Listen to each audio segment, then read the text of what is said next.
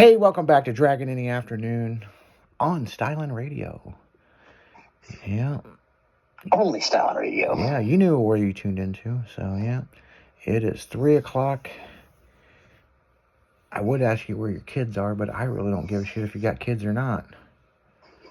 If you got kids, just don't let them call me daddy. Yeah, you can call me daddy. Yeah, but not your kids. Not your kids. Yeah. That's daddy, poppy, whatever, you know. Yeah, I'm not into Poppy. You know. If she's a cute Latin girl, she can call me Poppy if she wants to. Yeah, she can call me anything she wants. Just don't call me late to dinner, man. Exactly. So, speaking of that, we got us some food. I feel a little bit better. Mm-hmm. Not as hangry. Not as hangry, yeah, no shit. I got a good story about being hangry. If Michelle's listening to this, and she probably is. So, we were out shopping one day. Mm-hmm. And if I'm hungry, I'm going to go get something to eat. Mm-hmm. Well, Michelle wasn't hungry. So I was like, well, if I go through a drive-through and just get something quick, I mean, do you want something? No. So now I'm feeling awkward. Mm-hmm. So I don't know what fucking happened. I got so fucking pissed. I damn near punched the steering wheel. I was so fucking hungry. And she's driving me fucking nuts. And about this whole food thing. And she wasn't hungry. I went through this KFC and got some popcorn chicken. And dude, I was so pissed. She held that fucking chicken box in her hand while I was driving. I'm like, why are you holding it? Like, well, I don't want to set it down and you slam on the brakes and it goes everywhere. And like... We never argued, but we always kind of laughed about how hangry I was, because after I ate, I was perfectly fine. Oh, we were looking for furniture. Mm. Not for the living room, for the bedroom. So that was right before she moved in, but I'm surprised she moved in with me because I was fucking pissed. I mean, I was dealing with traffic and motherfuckers trying to run into me and fucking... And we missed her. GPS fucked it up, and I missed my fucking turn. And oh, I hate that. Yeah, this motherfucking GPS goes, turn right now. And I'm like, what the fuck? And I couldn't turn. You know? And so they've redid these fucking roads in St. Louis that they're roundabouts and all kinds of fucking, like, dude, I have no patience for this shit. Like, before they redid these roads, it was real easy. Just go to fucking Carroll House. Go to fucking goddamn, now, of course, I can't think of fucking a furniture place. Bob's Furniture, or go to fucking Ashley Furniture. Why is it always got somebody's fucking name in it? I don't know. Yeah, because Carroll House is a Carroll House family. Bob's Furniture is Bob. There's a real Bob. Ashley Furniture is really Ashley. Well, okay, anyway. I just had a weird brain thing there for trying to think of... Trying to think of a furniture place that don't have a fucking person's name in it. Just be glad you don't have any toll roads around St. Louis. Oh, God. That would suck. Oh, man. Oh, I'd have the Sun Pass. You know what I'm saying? Right. I mean, fuck, I ain't dealing with throwing... Remember when we had to pay to fucking come across the bridge on McKinley Bridge? Mm-hmm. Oh, that drove me nuts. Yep. I had that fucking thing come down and hit my car one day. Oh. And I just painted this motherfucker. And the whole way across the shitty-ass bridge with fucking potholes, slamming the fucking ground. The shittiest bridge around at the time. Yeah, and they're stealing money. Missouri had it for a while and stole money. Then Illinois was stealing it. Then fucking... Somehow East St. Louis got it. I don't know how. But they were stealing the money for sure. You know that motherfucker's open again? Is it? Yeah. It's not a toll road no more. Good. Yeah, so... Yeah, GPS had me take that over one day. And I was like, fuck, I got quarters on me? Fuck, you know? Hope it takes a fucking card. But no, it's not a toll anymore. Good. So... I don't know who owns that motherfucker now. So... It's a little smoother than it used to be. It's gotta be. But I'm going to tell you something. You know how, like, you drove over and it was 2 lane. It was, okay. It was technically 4 lanes, okay? So you have your 2 inside lanes and your 2 outside lanes. They've made those, the outside lanes, walking path and bike paths now. So, of course, I'm driving across, and there's a big fucking truck, like, it's going to take out, the mirror's going to take off my roof, you know? But back to what I was going to say about that fucking toll thing. Yeah, it scratched the fuck out of my roof. I bet. I was like, God damn it, I just fucking painted this, now I gotta fix it. And that's the worst thing to fix, is a fucking roof of a fucking car that the roof is paper thin. Yes. You know? So yeah, fuck, I was gonna talk about something, I don't know what we're gonna talk about now. Well, the World Series of Pro Mods is this weekend. Yeah. Sean's already bitching he can't get no testing in because it's raining. Yeah. And then I watched a video about, you know, they didn't even put that to the members. They just put that straight out there. About him wheeling at lights out, and he fucked the car up pretty good. So yeah, he did. Yeah, so I mean, I kind of understand why he just said, you know, we're done, you know.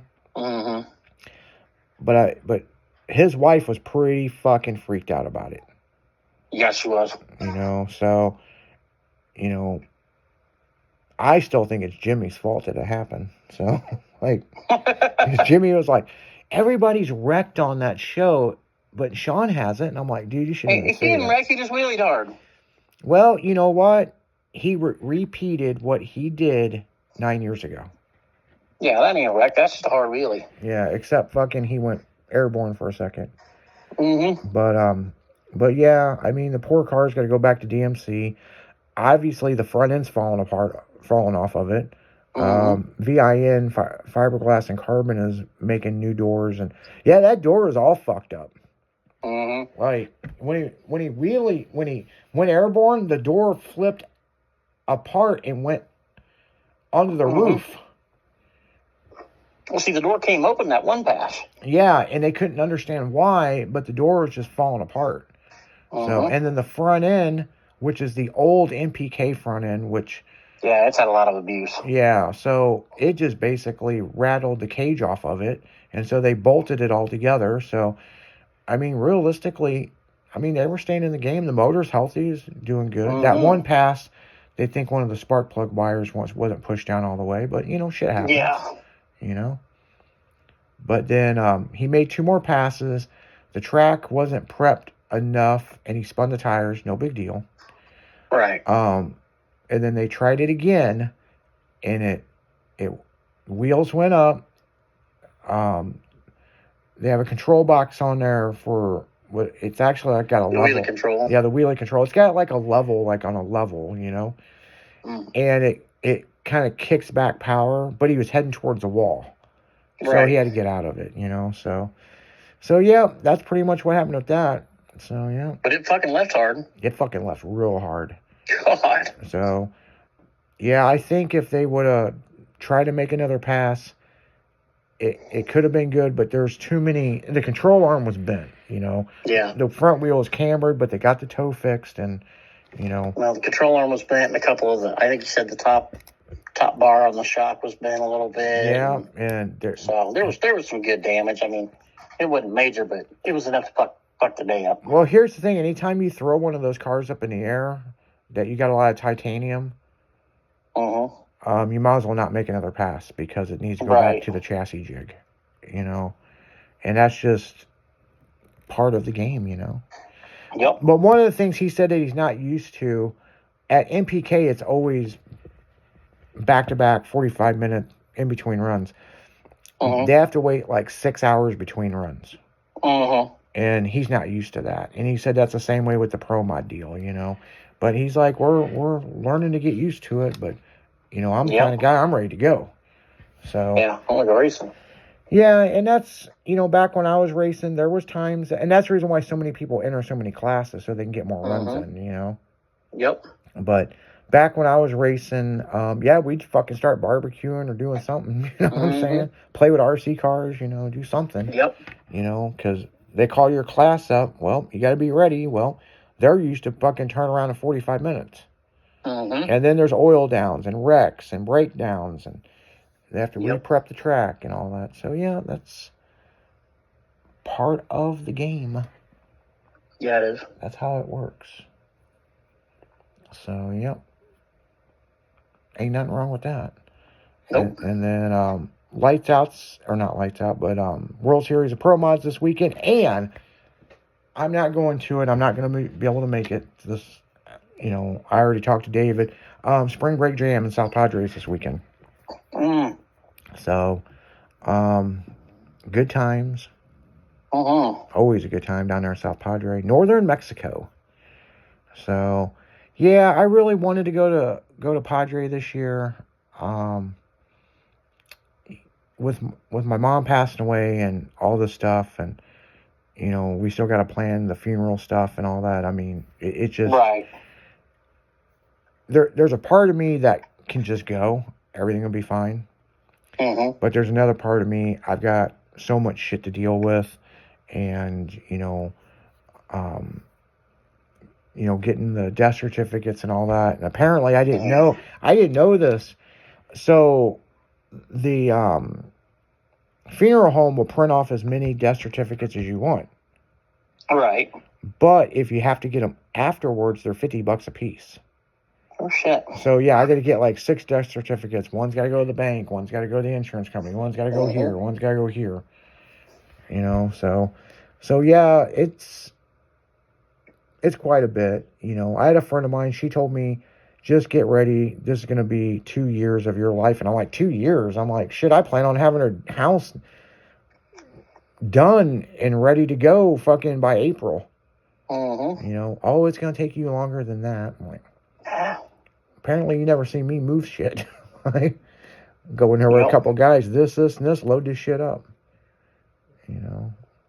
Look, people, I moved an entire fucking corporation with warehousing in 28 days that General Motors said it would take 3 years. I didn't get much sleep, but we got fucking moved. So. But you went in the middle of the night. Yeah, apparently I did it. Well, here's the thing. Everybody talked shit and said, oh, he left in the middle of the night. No, we moved 24 hours a day. Yeah. So, we were working all fucking night, fucking. So I did leave in the middle of the night. About 12, about 2, about 3:40. Well, I think the big thing is there's a fucking nosy-ass fucking piece of shit that lives in that town that likes to gossip. And we were loading cars up in the middle of the night. Oh, well, they get over it. So we'd pull the enclosed trailers in the building and load up stuff. And then open the door and roll it out. So it may look like we were just working at night because we had all the bay doors open. You got to remember when I fucking did it, it was August. It was August and it was hot as fuck. Goddamn, 110 degree during the day, and we're like, fuck. So, big AC shop. We just opened the door, rolled the enclosed trailer in, and shut the door. At night, it dropped down to about 55 degrees. So it was nice and cool, and hell yeah. We were loading shit up, Sorry, fucking ain't nothing against your town, but we moved to greener pastures. Yep. Moving on up. Exactly. To the west side, where you can go buy a gun and nobody gives a shit or questions you. Some people don't understand that. Some of the listeners don't understand. In Missouri, you can go to the gun show and buy whatever the fuck you want. Yeah, I know. I went there and bought a fucking Uzi with a silencer on it. And everybody's like, bullshit. No, I fucking really did. The only thing I had to do was register the suppressor. Yeah. Well, how much did that cost? It didn't cost anything. And they gave me a sucker. The weird part for me is walking through the gun show and every motherfucker had to stop me and talk to me about it. I'm like, dude, I'm just trying to find a fucker that sells gun cases. But, that was when I moved to Missouri. And, I found out that, because I'm a gun collector, but I found out that you can go buy whatever the fuck you want. And it's not like I don't go to gun shows and I just buy shit all the time. I've been to dozens and dozens of gun shows. They're all over Missouri. And I ain't bought nothing. There's only certain things I was looking for. I wasn't looking for the fucking Uzi when I bought it. Right. But it was the only one there. And what kills me about this is that same day there was a MAC-10 there too. Not the same guy, somebody else. And it was a good price. And I wanted to buy it, and the guy wasn't at the booth. And when we come back by the booth, they'd already covered the booth up. And all I had to do was take a selfie in front of this fucking sign and then show them, and I got in the gun show the next day. And I woke up and I'm like, yeah, I shouldn't spend the money. But I've been kicking myself in the ass because every time I go to the gun show, there ain't no Mac 10s. I'm like, man, I could got a matching set of Mac 10 and a fucking Uzi. So, yeah. Yeah, we went to the gun show one time, me and Michelle, we almost bought a flamethrower. But then, well, on that note, guys, we're going right back into music. This is Styling in the Afternoon.